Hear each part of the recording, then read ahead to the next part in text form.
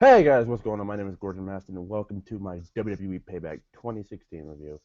And WWE Payback, no, I don't. Maybe that's not the name. I think it's WWE Blue Balls because they left everyone unsatisfied and thirst quenched for the one thing they wanted, the one thing they wanted, and gave us Roman Reigns.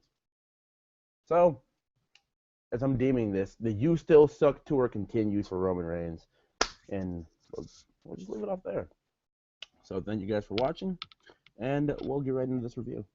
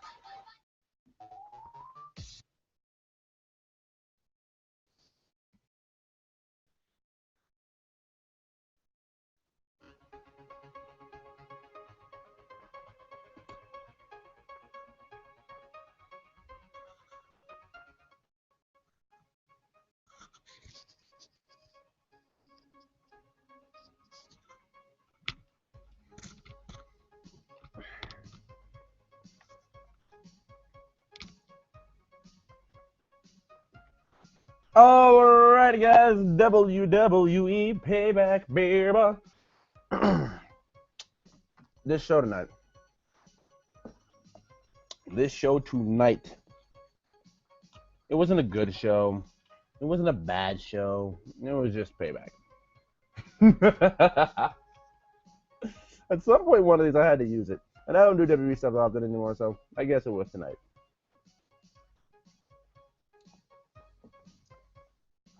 Alright.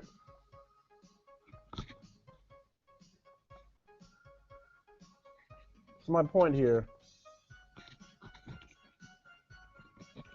Okay, yeah, my point here was tonight, show wasn't that bad.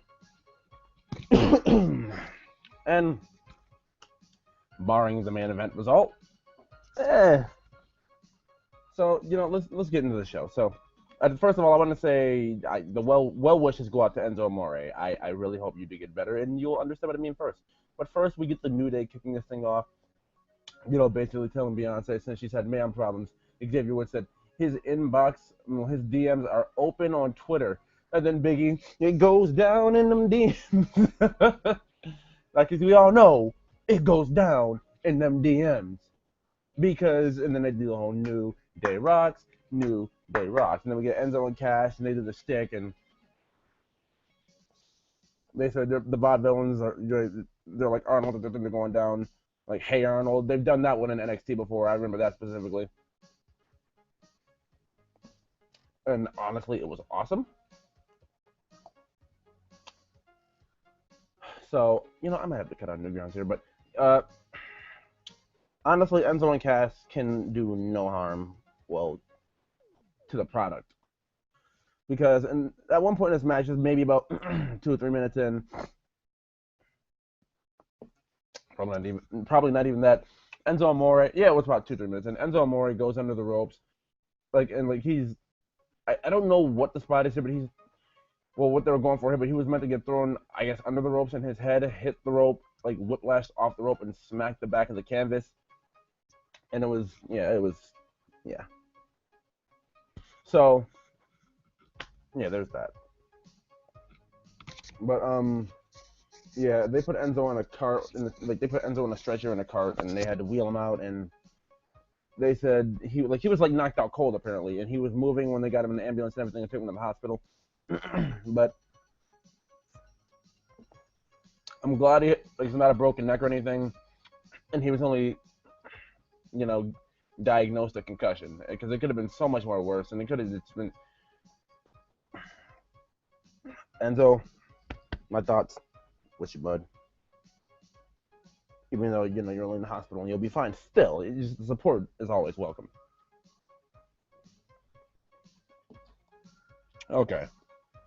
Now, up next, we had Sami Zayn versus Kevin Owens, and like JBL said, call a sheriff because these boys just stole a show. Kevin and Sami put on a thriller because that's what they do. Favorite instances in the match, and it probably just comes off so bad for me to say this. The instances of no selling where Sami would lay Kevin out. No, Sami would lay Kevin out in the corner. Kevin would get back up and knock Sami back down, and they just like the fighting spirit. I guess I love the amount of fighting spirit in this match. For me, it was absolutely perfect because these men hate each other so much that they're willing to endure whatever they have to do to put the other one away. I love the story that was being told here. You're gonna have to really put me down to kill me. Probably that term is probably so wrong, but still, you guys get where I'm coming from here. Zayn and Owens did kill it. You know what, man? Yeah, Zayn and Owens did kill it. So afterward, Zayn does get beat with the pop-up powerbomb and then thrown out of the ring by Kevin Owens. I was really wishing there would have been a pop-up powerbomb there. There was that one moment in instance of me wishing there was a pop-up powerbomb there. And there was one thing I had a bit of a problem with that Sami Zayn didn't do. Sami Zayn didn't do, but we'll get to that in a second. Because Kevin Owens pulls Byron Saxton in the ring and asks him on one. He's like, do you think your rivalry with Sami Zayn is done because you beat him?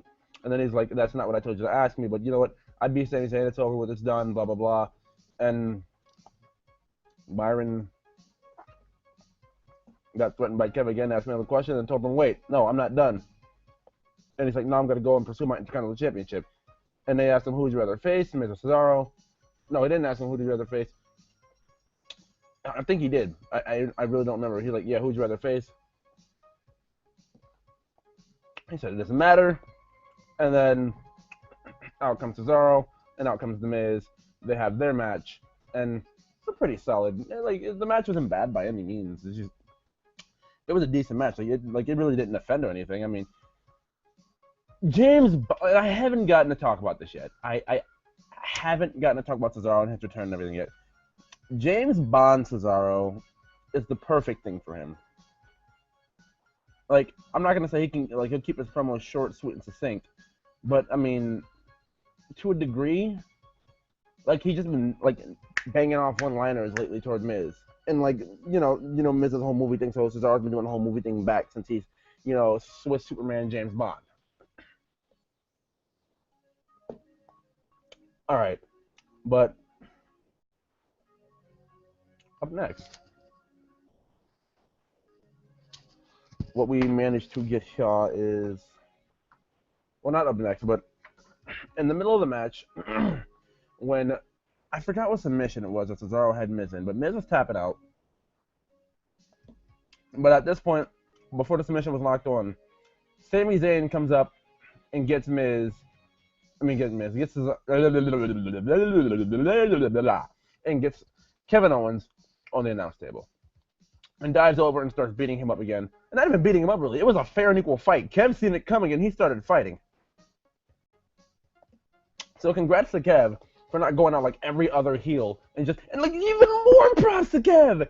Even more props to Kev! Because what Kev managed to do here was, at the end of the day, he ended up, I think he gave Cesaro a pop-up powerbomb, and then he gave Sami another one. So not only did Kevin win, Sami tried to get retribution and failed. The underdog thing for Sami works perfectly because he always comes up short no matter what he tries, and he'll come through at some point.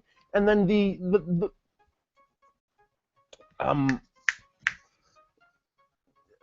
Kevin Owens' night wasn't soured by Sami Zayn coming out to try and get redemption for getting beat. Sami, you got beat, dude. No, many people don't know this. I'm not on any side of this.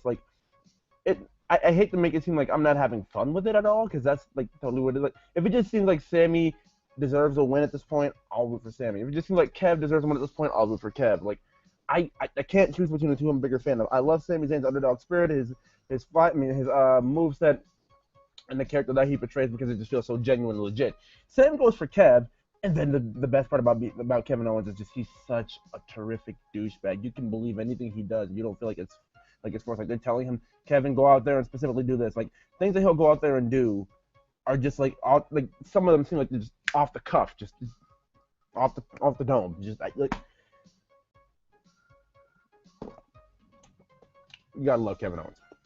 You gotta love Kevin Owens. All right. But next, after everyone's layout and Kev stands tall. Oh, and should I even said some of the stuff Kevin said on commentary? He was just owning Saxton, telling him to shut up and look pretty. He's like, you're not even pretty. He was owning Cole. And, oh, speaking of Michael Cole, can I go back to the Zayn and Owens match really quick? There was a Michinoku driver hit on Kevin Owens by Sami Zayn. And, you know, I've done the hand motion before. This is Zayn's head. You know, bottom of the phone is, you know, lower body, Zayn's body. Not Zayn's body, Owens' body. Zayn picks him up in like a regular scoop, something like this, and falls forward and sits out into a Michinoku driver. And Michael Cole calls it a Blue Thunder Bomb.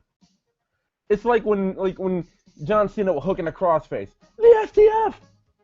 Or when CM Punk would, like the one time at SummerSlam 2012 when it was a triple threat match between Big Show, CM Punk, and Cena, and Punk hooked on the Koji Clutch, and it was called the Anaconda Vice. What? What? I don't know, dude. I love when moves are properly called, and just, oh my god. I even ended up tweeting Michael Cole, and I'm like, yeah, that slam before, because after that there was actual Blue Thunder Bomb hit, but that slam before that was actually a Blue Thunder Bomb. Not before, after that. Yeah, I said after. After that was a Blue Thunder Bomb. But yeah, that's another thing I just had to, get out of the way. Michael Cole with and I should be used to this now, right? Like I should be used to, Raw commentators screwing things up. Like, oh, this move is this, that move is that, this move is this, that, and that. Like it's the utmost of irritating to me. Mauro Ranallo calls pre-shows, and I wish Mauro Ranallo would call the actual pay-per-views. Like you give, like here's what you can do. You can give Raw to Michael Cole. Fine. Give SmackDown, if you even give some, yeah, because some people are like, oh, well, this is unfair. Like Michael, no, people wouldn't say that, but WWE would probably look at it like, well, Cole's our voice, like Cole's the voice of WWE. Why is he not doing pay-per-view? Like, or why is this guy doing more shows than him? He's only been here 3 months. That being Mauro Ranallo. And the exact reasoning behind that could be this: Michael Cole doesn't feel like he emphasizes things and makes them big enough. Mauro Ranallo absolutely does. That Ryback versus Sin Cara match earlier. Ryback. I said Sin Cara. Ryback versus Kalisto match in the pre-show. Oh yeah, by the way, I might as well go to these results. Now, Dolph Ziggler beat Baron Corbin, which made absolutely no sense. It just made Baron Corbin look like an absolute joke. And I don't care if it was by roll-up or not, and Corbin was cocky. Like, that's 2 straight big stage matches that he's lost. And you can say, it's the pre-show. Is the stage really that big? Well, Ziggler got a win on the pre-show against Corbin, and Corbin just... It was by roll-up. And then at NXT TakeOver Dallas, Austin Aries got to roll up whenever Corbin, and I question both of those decisions because they just don't seem and feel right to me at all. Because Corbin was right to win. Okay. Now the Corbin one against Aries doesn't feel right because obviously everybody wins their debuts, but this is my thing. The Corbin thing with Aries, no one knew Baron Corbin was getting called up at WrestleMania. Like at WrestleMania. But he wins the Andre Jump Memorial Battle Royal, gets called up at WrestleMania and wins the Battle Royal. And this is my thing after he won.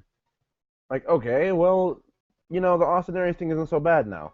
Now looking at it in hindsight, after Ziggler beat him, not the exact same, but in similar fashion, it's just, like, it's a bad taste in my mouth and a bad taste to any Baron Corbin fan. Like, it's ridiculously stupid to me. Okay. Now, up next. Oh yeah, let me. Kalisto, as I was saying earlier, beat Ryback Salida del Sol. Ryback is a douchebag. He did the clobbering time CM Punk thing, and it's just fuck you, Ryback. Um, Up next here is Charlotte versus Natalia for the women's championship, and I have made it clear since WrestleMania. I am so glad that change was made. I've seen these two go at it 1,000 times. I've seen it at a house show live here in Buffalo. I have seen it on NXT Takeover, the inaugural Takeover special, and yeah, it's. I'm not gonna say it's the same match, but I mean I'm gonna go over it anyway because the finish was significantly different than any of their other matches. The Chicago Screwjob, and I'm not just making things up. Natalia had the figure, not the figure eight. Had the sharpshooter locked in on her by Charlotte, and it was an interesting finish because the bell was rung after that. Natalia never tapped out, and the figure eight was not the figure eight. The sharpshooter was locked in, and the Chicago Screwjob. I don't know, like just because like Bret Hart's outside the ring. Let's do this to put it back in Bret's face, like ha ha ha ha ha ha ha.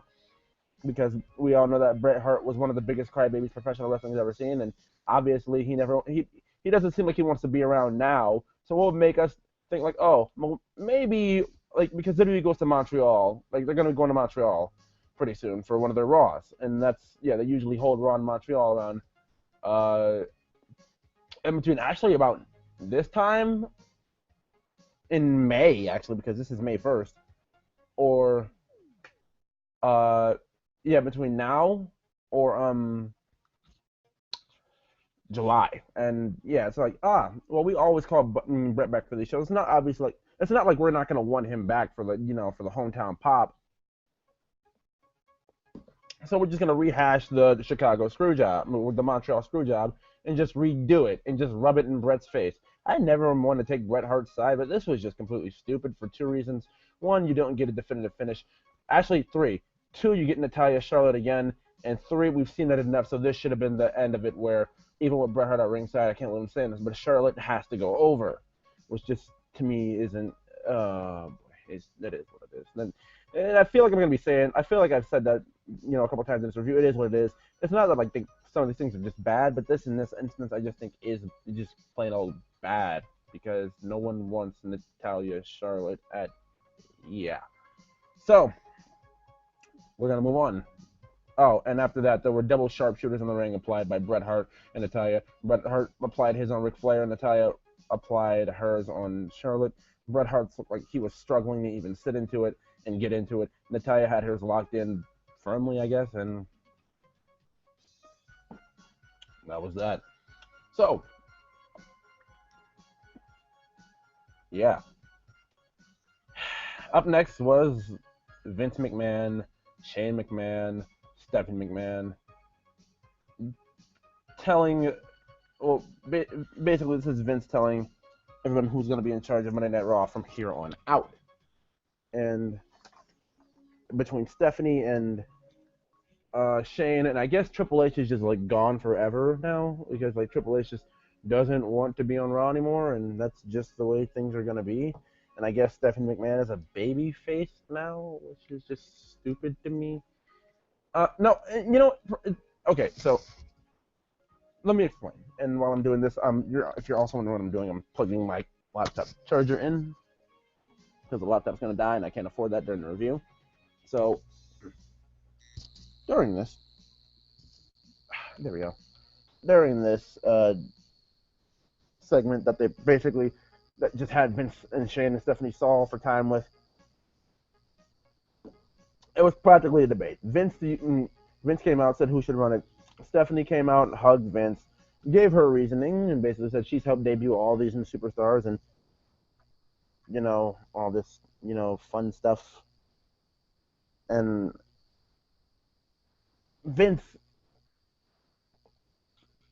said she made some valid points. And I'll be honest, Stephanie in some respects, she did. I'm not going to go over all the points. I mean, Shane came out and basically showed a bunch of news articles saying how great he's been doing running the show as an on-screen figure and an on-screen authority figure, and how much he's made wrestling cool again and everything, and how much he's boosted Monday Night Raw as a global entity. And then Shane started telling Vince how he should listen to, the crowd, and this led to Vince saying, I don't listen to any of you. And, if we're going to bring up one point, that Shane made, 1.8 million subscribers on the WWE Network. Shane said, you know what, and if you, he's like, Stephanie, that was your brainchild. The network was your brainchild. Fine, I'll give you that. But at the same time, that the network was your brainchild, here's the thing. You have to listen to those who subscribe to the network. And there are, out of those 18,000 sitting here tonight, and who do you want in charge? And they start chanting, Shane O'Mac, yada, yada. And can I just say, when Vince walked out tonight, massive CM Punk chants.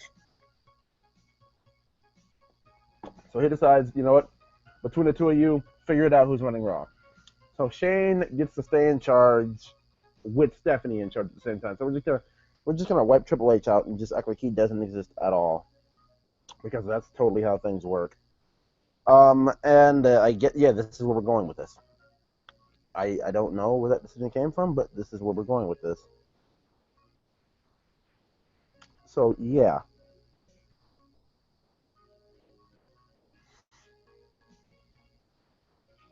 Okay.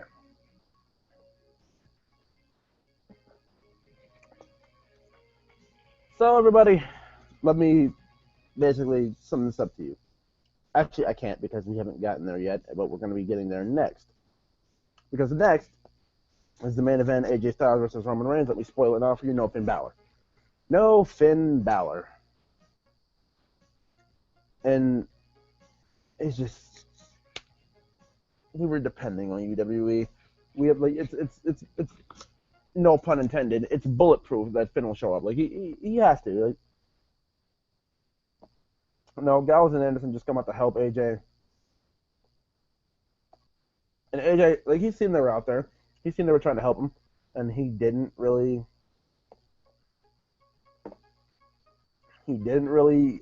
do anything to stop them from being out there. Just, like, why? But yeah, he didn't really do anything to stop them from being out there, and that's kind of what we get. So oh my gosh. But AJ hits all these phenomenal forearms, like maybe 3 or 4, and then a springboard 450, and then a regular 450, which he got knees to the gut and a little block. But eventually the match got started over because we count out, and then Shane said in the old regime that's how things would have ended, but not now. Start the match over, no countouts. And then Roman eventually ends up, after AJ jumped off the top turnbuckle, hit him in the nuts or the gonads, however you want to pronounce it. I said pronounce it however you want to say it. And then AJ ended up winning again, but just, boy. And then Roman ends up winning with the spear. Like, just one spear, and that takes AJ out. And no Finn Balor. And then that goes back to Vince and Vince, Shane, and Stephanie in the back saying, okay, what do you guys want to do next? Do you guys want to give AJ Styles a rematch? And then they're like, yeah. So, like, okay. Like, Vince, like, what kind of stipulation do you think it should go under? At Extreme Rules, under Extreme Rules. Like, all right, that's your next pay-per-view's main event. Now, because I'm guessing it's like a 3-week build, it is a 3-week build. They have 3 weeks to build that, and then we'll be back for 3 weeks in Extreme Rules. So that's how that went down. So AJ Styles versus Roman Reigns in 3 weeks at Extreme Rules. So you know what? I'd like to thank you guys. I thank you guys oh so much for watching my WWE Payback or Blue Balls, however you want to have this done, review. Where no one was satisfied with the main event and everything else was A-okay because half of the show was Kevin Owens. Really, you think about it. The Enzo and Cass match where I just seen a picture where Enzo Kevin Owens. Oh, what a good Samaritan Kevin Owens just went to the hospital to check on Enzo immediately after the show. Him and Cass. But